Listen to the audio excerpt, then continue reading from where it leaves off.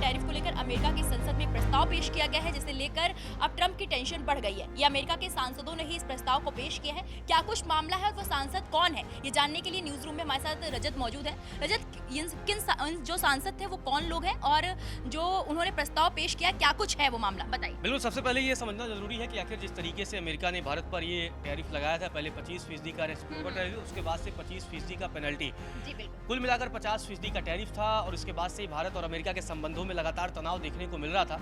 उस समय भी अमेरिका के तमाम, अगर हम बात करें इकोनॉमिस्ट की बात करें, तमाम सांसदों की बात करें, विपक्षी नेताओं की बात करें, सब ने ट्रंप की जमकर आलोचना की थी। मामला वहाँ की कोर्ट में भी पहुंचा था। और अब सबसे बड़ी बात है कि वहाँ की संसद में, यानी कि यूएस कांग्रेस में 3 सांसदों ने प्रस्ताव पेश किया है। उनके नाम है डेबोरा रॉस, मार्क वेसी और राजा कृष्णमूर्ति। इन तीनों सांसदों ने प्रस्ताव लाया है और इसमें सीधे तौर पर कहा गया है कि जो भी टैरिफ भारत पर लगाया गया है या ब्राजील पर है, उन टैरिफ को आप समाप्त करिए।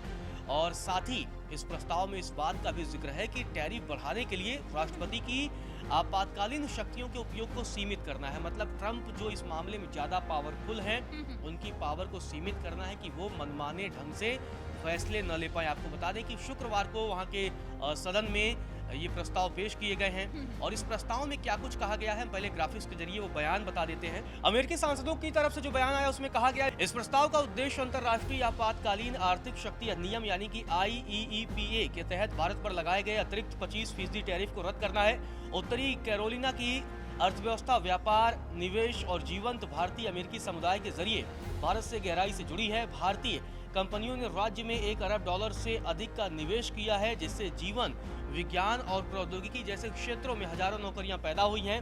जबकि उत्तरी कैरोलिना के निर्माता सालाना लाखों डॉलर का सामान भारत को निर्यात करते हैं। तो दिक्कत जिस तरीके से ये बयान आया है, ये बयान अपने आप में बेहद महत्वपूर्ण हो जाता है, क्योंकि सीधे तौर पर हालांकि पूरे 50% टैरिफ को रद्द करने की बात नहीं कही है, 25% टैरिफ को रद्द करने की बात कही गई है। इसके साथ ही भारत के साथ इन सांसदों ने अपने संबंधों का हवाला भी दिया है। आपको बता दें कि भारतीय अमेरिकी कांग्रेसी मतलब कृष्णमूर्ति इस प्रस्ताव को लाने वाले एक और सांसद हैं।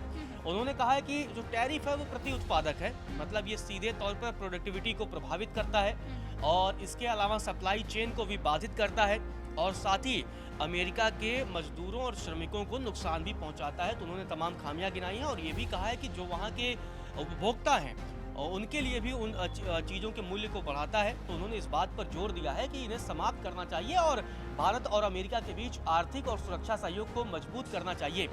लगातार आपको बता दें कि टैरिफ को लेकर बवाल बढ़ा था, क्योंकि 1 अगस्त को भारतीय वस्तुओं पर 25% का टैरिफ लगाया गया था। इसके बाद से फिर इसे बढ़ाकर 50% कर दिया गया था रूसी तेल की वजह से। लेकिन लगातार जिस तरीके से अमेरिका में विरोध हुआ या दुनिया के अन्य देशों ने इस टैरिफ का विरोध किया, तो अब संसद में ये मामला पहुंच चुका है वहां की। और ये बड़ी खबर है, क्योंकि ये जो प्रस्ताव आपको बता देना, इसका मकसद ये है कि भारत और अमेरिका के जो संबंध है वो फिर से बेहतर बने। आपको बता दें कि इससे पहले भी अक्टूबर में इन्हीं तीनों सांसदों समेत तमाम 19 अन्य सांसदों के साथ मिलकर राष्ट्रपति से अपनी टैरिफ नीतियों को उलटने और भारत के साथ जो लगातार तनावपूर्ण संबंध चल रहे हैं उसको सुधारने का आग्रह किया था। तो इससे पहले भी अक्टूबर के महीने में इन तीनों सांसदों ने 19 सांसदों के साथ जाते हैं, वो ट्रंप से मुलाकात करते हैं और उसके बाद सीधे तौर पर कहते हैं कि भाई आप भारत के साथ संबंध सुधारिए, क्योंकि आपके टैरिफ की वजह से भारत के साथ संबंध खराब हो रहे हैं और इसका नुकसान अमेरिका पर भी हो रहा है। बिल्कुल बिल्कुल सही कह रहे हैं आप। और कई बार अपील करने के बाद फिर उन्होंने, जब ट्रंप नहीं माने, उन्हें लग रहा था कि